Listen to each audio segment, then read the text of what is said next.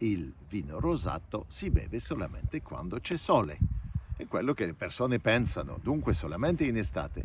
Ma no, guardate che il sole c'è tutto l'anno, specialmente qui in Sardegna dove produciamo il nostro Sochic.